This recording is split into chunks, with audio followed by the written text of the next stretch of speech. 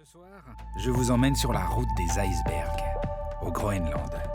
C'est tout simplement pour moi l'un des plus beaux endroits du monde. Le royaume des glaces, immense, loin de tout. Et quand je vous dis que le Groenland c'est loin de tout, mais en fait pas vraiment, regardez. Ça c'est les distances en heures d'avion. Vous voyez Paris là-haut, c'est à 4h25 d'ici. Mais en même temps, vous voyez là-haut, New York 4 heures et Moscou 5 heures. Et celui du haut, le meilleur, le pôle Nord, 3h15 seulement. En fait, quand on est ici, on se rend compte que le Groenland, c'est le centre du monde. Et ça, on n'y pense pas forcément avant de venir. Le Groenland fait partie du Danemark. Pour y aller, transit par Copenhague, puis direction Kangerlussuaq, le principal aéroport du pays. Vu du ciel, le Groenland, c'est du blanc, à perte de vue. La calotte glaciaire, elle est là. C'est immense, immense. 80% du Groenland est recouvert par la glace. Et là-dessous, l'air de rien, il y a quand même 10% des réserves d'eau douce de toute la planète. Et on dit que si jamais elle fondait, les océans s'élèveraient, rien que cette glace-là du Groenland, les océans s'élèveraient de plus de 2 mètres. Après 4h30 de vol, première sensation en terre arctique. Avec la vapeur qui sort de la bouche des gens, il fait pas chaud.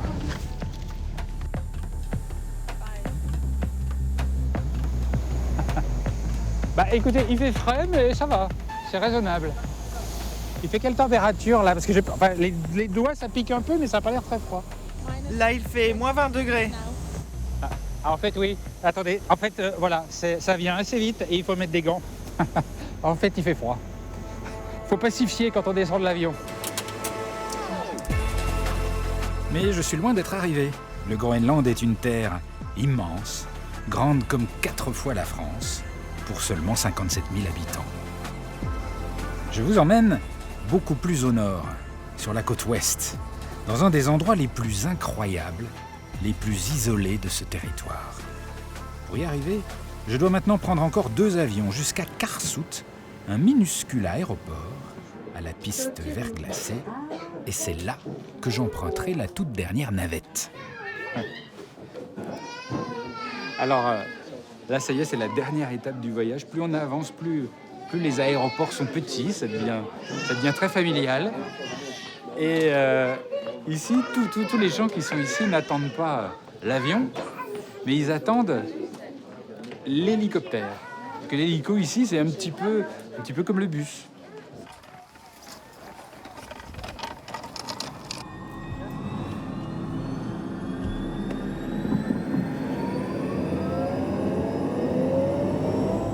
Alors, ce qui est marrant, c'est que c'est un hélicoptère familial. Donc il y a des enfants, des bébés, voilà. C'est à la bonne franquette. Au Groenland, il n'y a pratiquement pas de route. En fait, les glaciers et les fjords empêchent de construire des liaisons entre les villes. En été, on circule en bateau et l'hiver, par les airs. Un petit quart d'heure d'hélico, et enfin, je devrais arriver à destination, dans un des endroits les plus spectaculaires du Groenland, Uummannaq. Et il y a combien de voyageurs par trajet? En général, on prend 9 passagers, à l'aller comme au retour. Normalement, c'est le maximum. Et il faut faire attention à quoi quand on est pilote d'un hélicoptère de transport public? Quelles sont les particularités? Eh bien, si on se fait surprendre par le mauvais temps, on n'a pas beaucoup d'options pour atterrir et s'abriter. Alors il faut qu'on soit vraiment sûr des conditions météo dans les zones qu'on va survoler. Et si on a le moindre doute, on retourne à notre point de départ. Là, vous voyez apparaître la montagne d'Uummannaq sur votre gauche. Et la ville se trouve au pied de la montagne. Si on regarde bien, on aperçoit déjà les maisons colorées. Et c'est magnifique, c'est sublime. Je suis d'accord avec vous. Ça fait 10 ans que je suis pilote d'hélico ici et le paysage me paraît toujours aussi magique. Difficile de trouver un bureau avec une plus belle vue.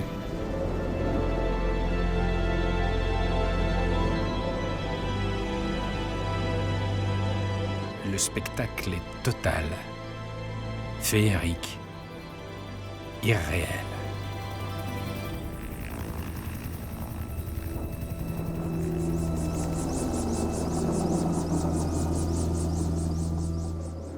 Uummannaq, c'est un bon millier d'habitants, perdus sur une île au milieu d'une mer gelée. Mais pour le Groenland, c'est une ville. Ici, la vie ne s'organise pas comme ailleurs. Et je vais vite découvrir que chaque détail, chaque habitude, est une surprise. Le vert signifie que la personne qui vit là travaille dans la communication. Ah bon, c'est-à-dire que les couleurs indiquent la profession de l'occupant. Au Groenland, je vais rencontrer des gens extraordinaires, comme Pauluk, un pêcheur courageux, le roi du flétan à Uummannaq. Allez, Philippe. 600 mètres de ligne, ça réchauffe. Ah, il y en a un qui arrive là. Qu'est-ce que c'est que celui-là? Ça, c'est un flétan. It's halibut? Il y a aussi Anders, qui connaît par cœur les dangers des icebergs et va me permettre d'approcher ces monstres. Certains s'élèvent jusqu'à 115 mètres au-dessus du niveau de la mer. J'hésite à le dire, mais je pense que c'est un des plus beaux endroits du monde. Au fil de mon périple, je vais découvrir que des pans entiers du Groenland sont quasi inexplorés. Il y a plus de gens qui se rendent sur le pôle Nord que là où nous allons.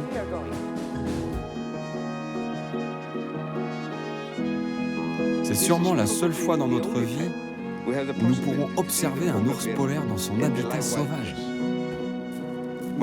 Mon cœur bat à 100 à l'heure. C'est magique. À la fin de mon voyage, je rencontrerai Inungwak. En inuit, ça signifie « adorable petit enfant ». Mais sous mes yeux, le petit enfant va se transformer en cuisinier de l'extrême. Et si l'iceberg se retourne? On devra courir très vite. Et on a le temps de courir s'il se retourne? Non. Mais pour l'instant, je n'en suis qu'au tout début de mes aventures. Après bien des heures de vol, j'arrive enfin à Uummannaq. J'ai rendez-vous avec Pauluk, le pêcheur. Hey! Hello, Philippe. Bonjour. Bonjour. Hello. Hey. Nice to meet you. Nice to meet you. Eh, mais quel voyage! Welcome to Bienvenue à Uummannaq. Mais c'est le bout du monde. J'ai pris 4 avions, un hélico, et voilà. C'est très long. Oui, c'est loin. On est très au nord. C'est un spectacle merveilleux. Oui, c'est très beau ici. Eh ben, je suis content de voir votre tête parce que je me demandais à quoi vous ressembliez. Me too. Moi aussi.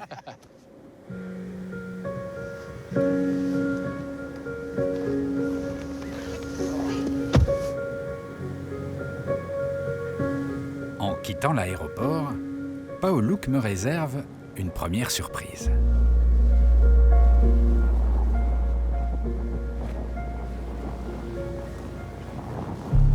Et là, on descend sur quoi, là?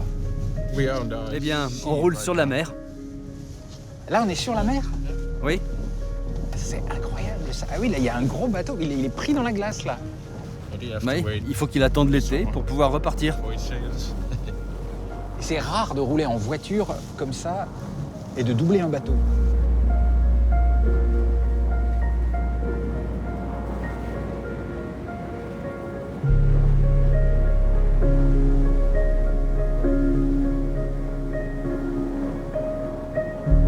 Et il y a combien d'épaisseur de glace sous les roues, là? Oh, entre 30 et 40 cm. 40 cm. Ah, bah c'est pas beaucoup. Non, non, mais ça suffit. Safe enough to drive on. À partir de 20 cm de glace, 20 centimeters on peut rouler sans danger.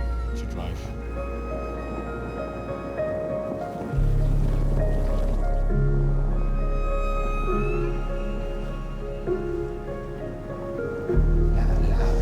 Là, on est ailleurs. Hein. Et donc la route normale, elle est sur la mer.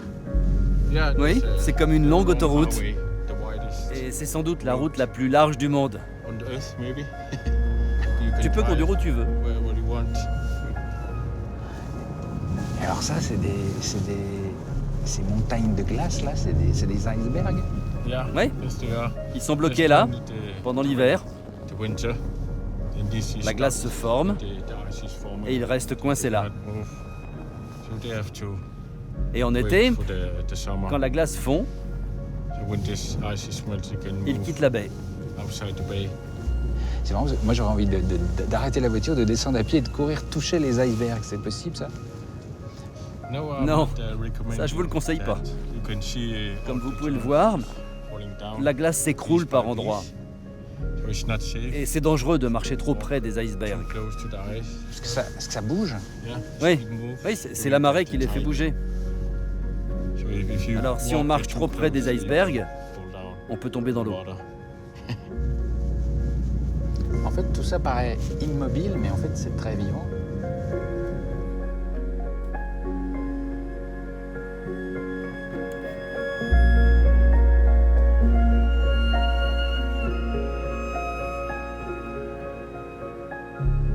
Voilà donc Uummannaq, le Grand Nord, comme dans un rêve.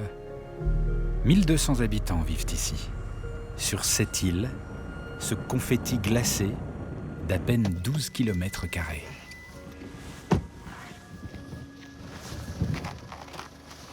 Eh mais vous coupez pas le moteur? Si je dois rester là-haut un moment, je laisse le moteur tourner. Comme ça, quand je reviens, le moteur est encore chaud. Et vous laissez les voitures comme ça, toutes seules, avec le moteur qui marche? Pas de problème. Les gens savent que c'est ma voiture. Mais s'il y a quelqu'un qui passe et qui la prend? Non, personne fait ça ici. De toute façon, il n'y a nulle part où se cacher.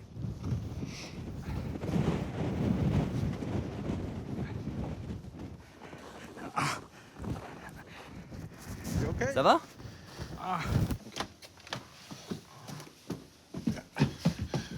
Entrez. Il faut laisser nos chaussures ici. Ah, c'est comme ça?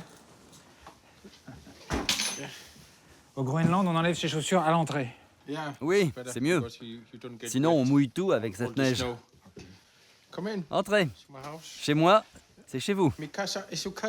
Ah. Et comment vous faites? Parce que c'est quoi les températures en hiver? Là, il fait moins 10, mais ça peut descendre jusqu'à combien? Oh, jusqu'à moins 30. Et comment vous faites pour avoir de l'eau sur cette petite île perdue au milieu de la glace? Il y a un lac là-haut. On pompe l'eau et on l'achemine par des tuyaux. Et comment ça se fait que l'eau ne gèle pas dans les canalisations pour arriver jusqu'à la maison? Ah oui. Eh bien, tous les tuyaux sont réchauffés par des radiateurs électriques. Comme ça, l'eau ne gèle pas. Mais bon, parfois ça arrive qu'elle gèle. Et là, on doit réparer. Voilà, en revanche, ah oui, la vue qui est quand même extraordinaire. En Europe, dans les villes, les immeubles voisins vous bouchent la vue. Mais ici, on peut voir de tous les côtés.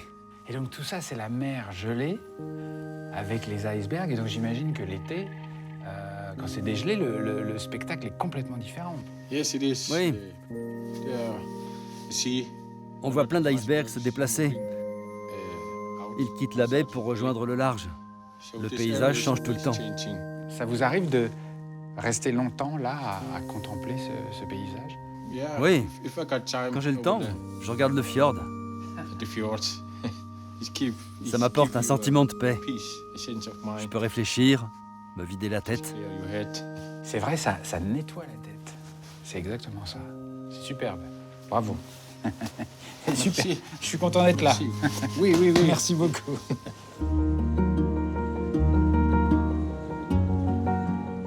Et le Groenland, c'est un tiraillement permanent. L'envie de rester bien au chaud à la maison et en même temps d'aller voir, d'aller humer l'air glacé des rues en affrontant un petit moins 15. Ici, tout est gelé durant 5 mois. Aucun bateau ne peut venir ravitailler l'île, il faut stocker. Et c'est un comble, mais dans le Grand Nord, chaque maison possède plusieurs congélateurs. Et je le crois pas, qu'est-ce qu'elle fait? Et là, il y a une dame qui pend son linge. Ah, mais c'est terrible. Mais vous allez être gelé. Et votre linge, il va geler, non? On pend son linge par cette température? Bien sûr, il va geler. Mais quand il fait bien froid comme ça, le linge est plus beau et plus doux quand il sèche à l'air libre. Alors attendez, parce que alors ça c'est une technique très spéciale. Donc le linge gèle et une fois qu'il est sec, il est plus doux parce qu'il a gelé. Mais quand est-ce qu'il a séché dans tout ça? Parce que si c'est de la glace, il peut pas sécher.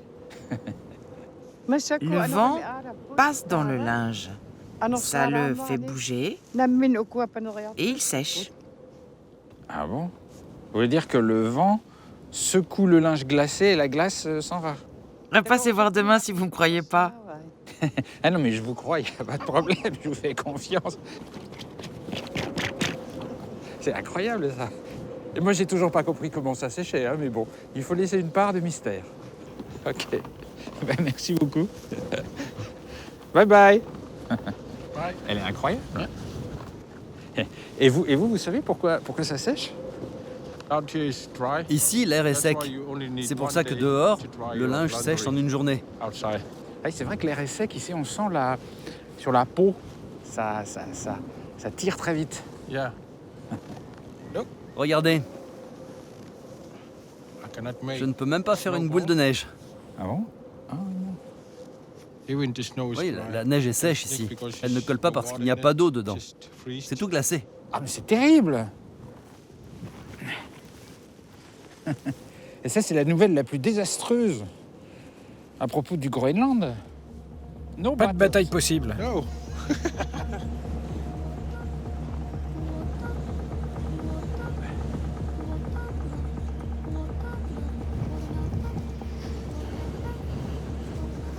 Il n'y a pas grand monde dehors. On dirait une ville fantôme. Il y a du vent. Ouais. Vous voulez un café? Ouais, ça fait du bien. Là? Oui, allons-y.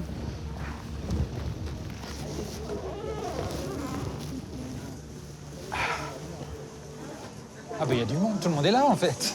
Ah mais c'est plein. À Oumanak, il y a un héliport, un collège, un hôpital, une supérette Bonjour. et un incontournable, le Café Ma. C'est le café de l'île où tout le monde se retrouve autour d'un cappuccino ou d'un hot dog. Pour les anciens, il y a la machine à sous. Et pour les plus jeunes, il y a Internet. On a beau être au bout du monde, on reste connecté. Et alors, qu'est-ce qu'on fait quand on est jeune et qu'on vit dans une si petite communauté, un si petit village isolé? Moi, je fais de la musique. Des Des tambours groenlandais. Ah bon, qu'est-ce que c'est? Une sorte de percussion. Ok. Et alors, vous allez à l'école ici? Comment ça se passe? Il y a un lycée? Pour aller à l'école, on prend l'avion. En fait, on doit prendre 3 avions. Mais c'est un très long voyage. Pas si long. Non, c'est normal. Oui. Bon, d'accord. Mais ça doit coûter cher de prendre l'avion pour aller au lycée. C'est l'école qui paye le transport. L'école paye l'avion. Ça paraît fou. J'ai l'impression d'être sur une autre planète. En tout cas, vous êtes rayonnante. Le soir, bleu glacier tombe sur Oumanak. Je ne me fais pas prier pour aller dormir, car dès le lendemain matin, Paolouk a décidé de m'embaucher.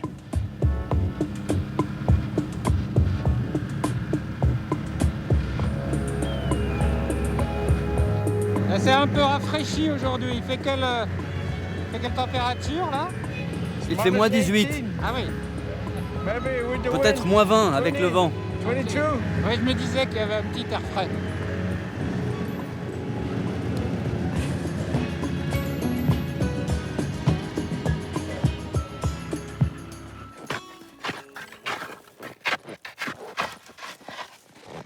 Voilà le trou.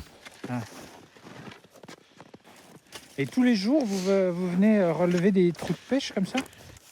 Oui, tous les jours. J'ai posé la ligne hier et aujourd'hui, je dois la remonter. Sinon, mon poisson se fera manger par les autres poissons.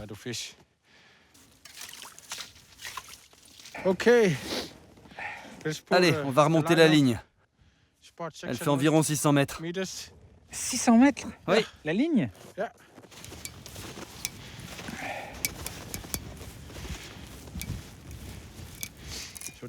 Il y a beaucoup de poissons là-dessous. Surtout à 600 mètres. C'est lourd. Et pourquoi c'est lourd? Il y a peut-être un requin. Et vous en attrapez vraiment des fois? Vraiment? Oui. Et ils sont grands comment? Ils peuvent mesurer jusqu'à 3 mètres, même plus.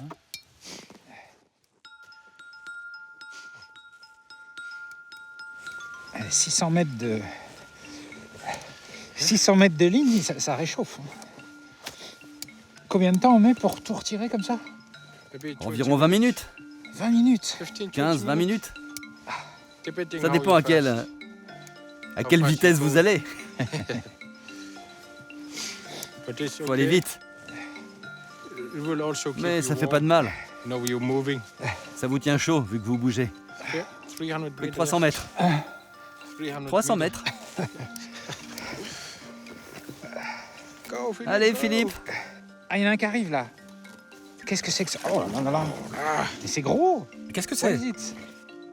C'est un poisson. Yes, j'ai bien compris. Mais quel genre de poisson? Celui-là, je peux pas le vendre à l'usine. Il me faut du flétan. Qu'est-ce que c'est que celui-là? Ça, c'est un flétan. Vous avez vu sa mâchoire? Il a les dents bien aiguisées. Ah oui, dis donc, il y a des dents. Oh là là. Oh. Ah. Le flétan, numéro 2. Super. Encore un flétan. Et pourquoi vous êtes content comme ça quand c'est un flétan? Parce que ce poisson, il rapporte beaucoup d'argent. Yes? Ah bon? Vraiment? Oh, une raie. Une raie? Une raie. Une raie? C'est incroyable la vie qu'il y a là-dessous. La mer est vaste. Encore un flétan. Youhou.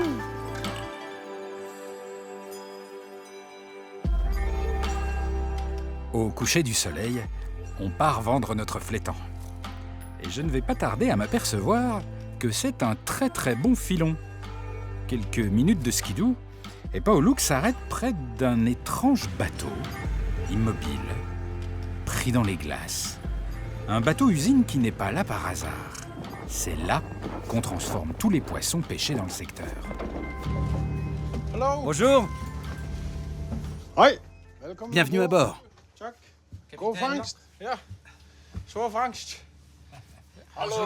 Allô. Dis donc, est-ce que vous avez remarqué que votre bateau est un peu bloqué par la glace? Oui, je sais. Donc dans le bateau, on traite le poisson. On est 18 à bord. 3 personnes s'occupent uniquement du bateau. Les 15 autres travaillent pour l'usine. Mais alors vous êtes capitaine d'un bateau immobile? Oui, c'est ça. On a des réserves à bord.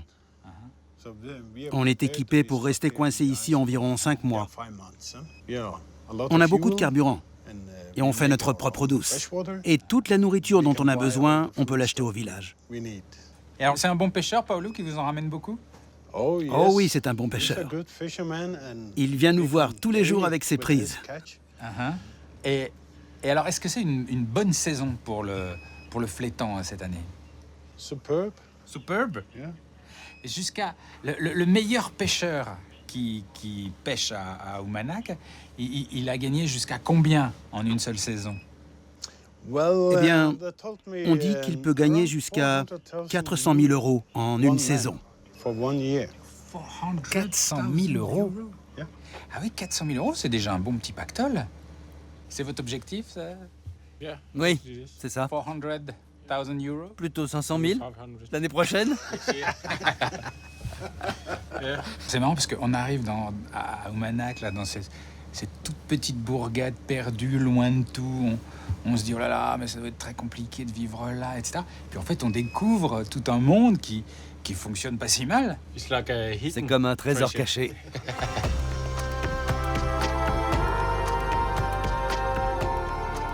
Uummannaq serait donc un trésor caché, une sorte de petit paradis inattendu.